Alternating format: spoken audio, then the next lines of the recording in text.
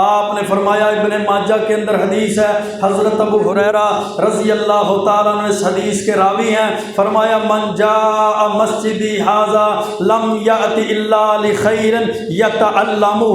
او یعلمہ۔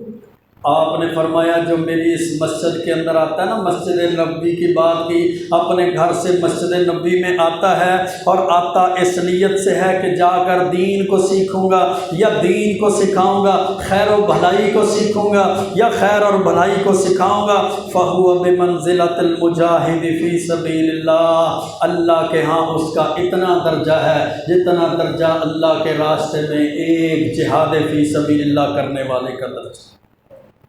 جیسے اپنے گھر سے بندہ اپنا مال اور اپنی جان لے کر کافروں کے خلاف جہاد کے لیے نکلتا ہے، یہودیوں کے خلاف قتال کے لیے نکلتا ہے، عیسائیوں کے خلاف دین کی سربلندی، دین کے غلبے، اعلی کلمت اللہ کے لیے، کلمہ توحید کے لیے، لا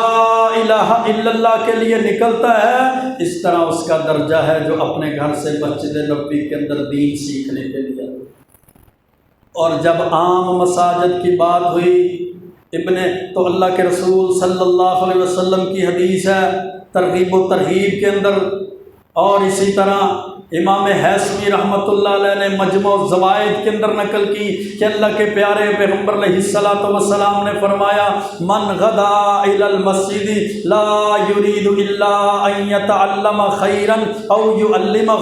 جو بندہ اپنے گھر سے مسجد میں اس نیت کے ساتھ چلتا ہے، اس ارادے کے ساتھ آتا ہے جا کر وہاں دین کو سیکھوں گا یا دین کو سکھاؤں گا، وہاں درس قرآن ہوگا، درس قرآن کو سنوں گا، وہاں ترجمۃ القرآن کلاس ہوگی، ترجمۃ القرآن کلاس کو پڑھوں گا، وہاں حدیث کی کلاس ہوگی، حدیث کی کلاس کو پڑھوں گا، وہاں دعائیں سیکھوں گا، اللہ کے پیارے پیغمبر علیہ السلام کی تعلیمات کو سیکھوں گا، کان کاجر حاج تامن حجتہ، اللہ رب العزت اس بندے کو اتنا اجر عطا کرتا ہے جتنا اجر ایک حاجی کو حج مکمل کرنے پہ اجر اور ثواب عطا کر دیا۔ اس بندے کو دین کے علم اور دین کی تعلیم